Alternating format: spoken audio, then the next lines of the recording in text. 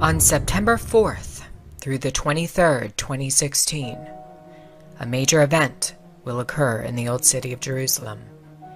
It will bring together actors, artists, musicians, and persons in the media from around the world. What on earth are they planning to do in Jerusalem? At an event that ends on September 23rd, leaders from Roman Catholic, Muslim, and Jewish communities will gather for one of the longest interfaith services in history, right there in the Old City of Jerusalem, right there where the Lord Jesus walked, right there where the temples once stood. They will offer worship to a God under the banner of ecumenism. It is there they plan to do away with categories of religion and ignore differences. The service will combine three monotheistic faiths under one roof in a house of worship for all believers.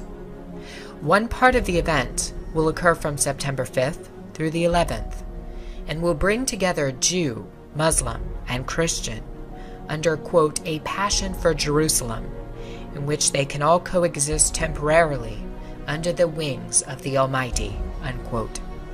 Some of the headlines on the website for this event talk about dissolving boundaries and coming together in worship of the same God. Another part of the event will occur from September 12th through the 23rd. The leaders of this event, which is called Makudeshet, will perform an 11-day consecration. If you aren't aware, a consecration happens when somebody performs a ceremony declaring something as holy. The fact that Muslims, Jews, and Roman Catholics are gathering for a consecration means that they are all declaring their interfaith religion, their new God, to be holy. This is not good and may signal the beginning of the one world religion. In July, Pope Francis visited Poland and told all of the young people in the audience to, quote, believe in a new humanity. In August, Pope Francis won a huge initiative with U.S. Lutherans. A document called the Declaration of the Way was passed by a majority of 931 to 9. It recognizes that there is no longer church-dividing issues between Lutherans and Roman Catholics. This means that 3.7 million U.S. Lutherans are now absorbed into the new world religion. Also in July, Francis was the driving force behind a ceremony in the United States called Together, organized to bring all Christians in front of a 6,660-inch obelisk, or the phallus of Osiris, for worship. One of the major symbols we saw at Together 2016 was the Ouroboros, which is the serpent eating its own tail. The earliest legend of the Ouroboros has to do with the coming of Osiris, the god of the underworld. The Ouroboros is a highly occult symbol signifying the end of an eon, or the end of time. In occultism, the end of one eon usually results in a reset, brought about by some cataclysmic event.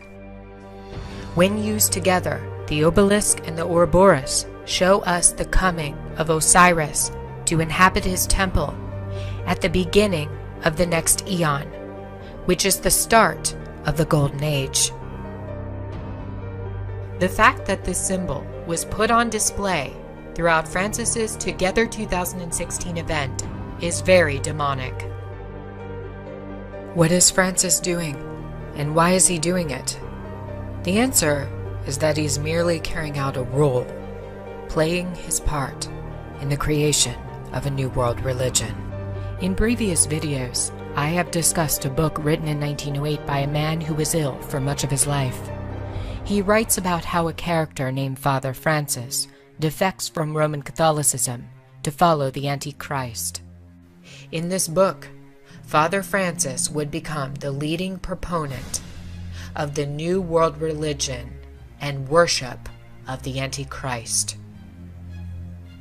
Just recently, Francis has used death of one of his priests in France and an assault on another priest in Belgium to invite Muslims into Christian cathedrals and churches for worship. For the past month throughout Europe, since the attacks on the Catholic clergy, there has been a major drive by Francis to bring together Muslim and Christian, and his efforts are working. He isn't attempting to evangelize these Muslims and to convert them. Instead, he is allowing them to bring worship of Allah into the churches in Europe. It has been prophesied that a religion of the New World Order would be established. It would dissolve boundaries between faiths.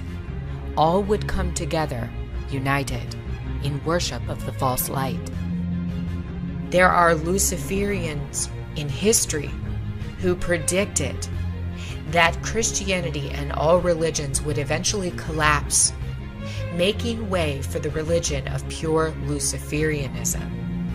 A couple of these individuals was Luciferian and 33rd degree Grand Wizard Albert Pike, as well as Luciferian Helena Blavatsky. She viewed Christianity as a major challenge to the agenda of unveiling a new world religion. Christianity, in her opinion, would have to be done away with in order to unveil the new religion. We also have warnings from a former Jesuit who was murdered in 1999 that a one-world religion was in the making. It was an ecumenical religion that was being set up for all to follow. Malachi Martin told us a secret in an interview with Art Bell before he died. Luciferians had infiltrated the Vatican and were planning to set up a new religion, one they believed would last for 1,000 years. Amongst Luciferian organizations, there is a prophecy that they can invade the citadel, and that's their name for the Vatican.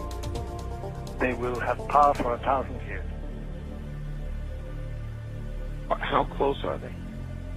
Very close. You might remember when Francis came to America last September, we saw a major push toward the full ecumenical agenda. Francis's itinerary started on September 23rd, 2015, one day after he landed in the United States. He had set his sight on finalizing what his predecessor, Pope John XXIII, had set into motion on September 23rd, 1959. It was on this day John would offer a prayer that would begin the downfall of the Roman Catholic Church. A document would be penned declaring a new outreach to all religions in the world as children of the same God. Without a doubt, Vatican II is remembered as Catholicism's greatest push toward the new world religion. Vatican II would change everything about the actions of all future popes. It was now about piecing together a new religion, one that would be ready, waiting for the coming of the capstone. Pope Francis is truly preparing that new faith right now for all in the world to become a part of.